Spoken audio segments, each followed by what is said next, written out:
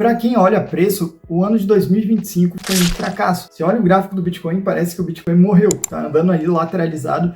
E se você compara com o ouro, né, o Bitcoin está caindo desde setembro de 2024, então a gente está um ano inteiro de queda do Bitcoin. E já seria isso o bear market? O ciclo então ficou mais curto? Ou não, o ciclo agora é mais longo, a gente vai ter ainda mais uma pernada de alta? Ou não, o ciclo vai se manter, o padrão vai ser sempre o mesmo? Essa é a dúvida que permeia a maioria das pessoas, né? Inclusive eu.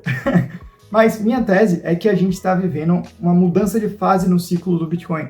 Tem uma tese chamada Curva S, que mostra como a adesão de novas tecnologias acontecem. O ponto é, algumas pessoas elas olham, o Bitcoin está longe de se tornar moeda. Se você olhar, de fato, o Bitcoin é muito pouco usado como moeda.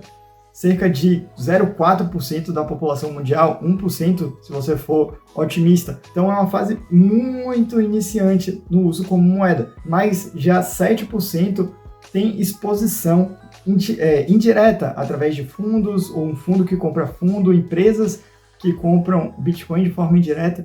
Então a gente já está na adesão do Bitcoin como tecnologia bem à frente. A maioria das pessoas vão ter exposição indiretas de forma passiva, porque os gestores compram por elas. E esse é o ponto. Quando a gente chega numa base crítica, o ativo começa a se tornar mais estável. Então a gente começa a ter menos volatilidade, tanto de alta quanto de baixa. Então o ativo ele se movimenta menos. Para vocês terem uma noção, o ouro, antes de entrar no ETF, ele tinha movimentações de 80% de queda, 70% de queda. E aí depois que entrou no ETF, ele começou a ter oscilações de 40%, 30% de queda. O Bitcoin está na mesma fase. Recentemente ele entrou no ETF, a gente está tendo menos e menos quedas abruptas e o ativo segue se valorizando. E quando você olha 2025 num olhar mais em relação à tecnologia, você vê, o Bitcoin não quebrou em momento algum. A infraestrutura se manteve. A gente teve vários problemas no Pix, bancos travaram, quebraram, ficaram fora do ar por um tempo. E o Bitcoin seguiu 2025 entregando tudo o que ele prometeu. Então isso é algo muito interessante.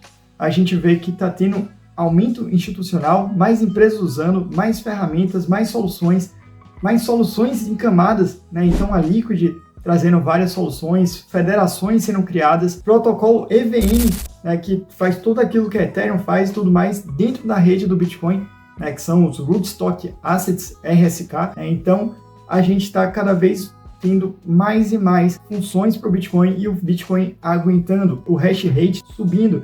Isso traz mais segurança, então o sistema se mantém. Então, essa é a grande questão. 2025 foi um sucesso para o Bitcoin, não em questão de preço, mas em questão de qualidade do ativo.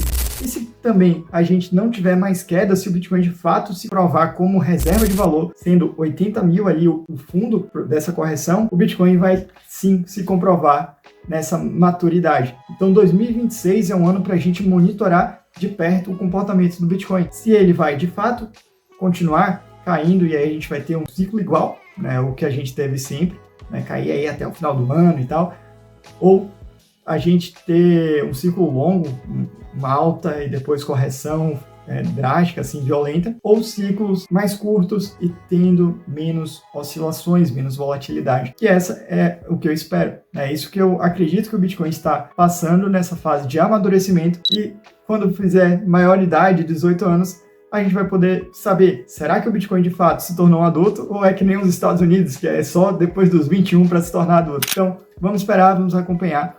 E é isso. Caso você queira adquirir Bitcoin de forma correta, segura e não ficar de fora, porque a longo prazo Bitcoin é imbatível. Eles têm as melhores características como moeda. Muita gente está receosa, o Bitcoin não é reserva de valor. Cara, ele ainda não era, mas ele está se tornando. Então, será que eu vou pro ouro? Será que eu vou pra prata? Será que eu vou pros metais? Velho, todo o problema que a gente está vivendo hoje é por conta da característica do ouro, da transportabilidade. Ele é difícil de você transportar, então você depende de confiança e custódia de terceiros. Se você fizer uma custódia própria, é extremamente complicado de você armazenar, de você transferir, de você liquidar.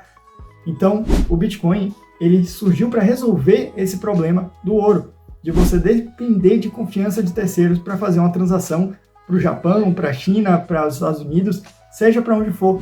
Questão matemática, de lógica, não faz sentido outro ativo. Então é isso, confere ali e usa o cupom FRAGUISMO para conseguir ter essa arca de salvação contra a confiança, contra a liquidação, contra o risco de terceiros. E muita gente vai se lascar nessa, porque vai continuar em corretora, vai continuar achando que é só comprar e eu estou protegendo meu capital a longo prazo. Mas o problema não é só a perda de valor da moeda, como também é o confisco, é a posse, é a custódia.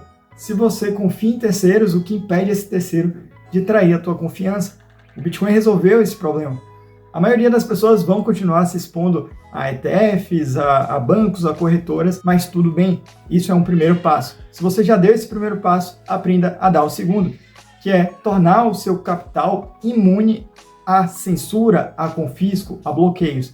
Então é isso, estude sobre Bitcoin, salve sua família e use nosso parceiro aqui para você ter as melhores formas, condições. E se precisar de algum aconselhamento, curso, consultoria, pode mandar uma mensagem aqui abaixo que a gente vai te fornecer o melhor atendimento possível.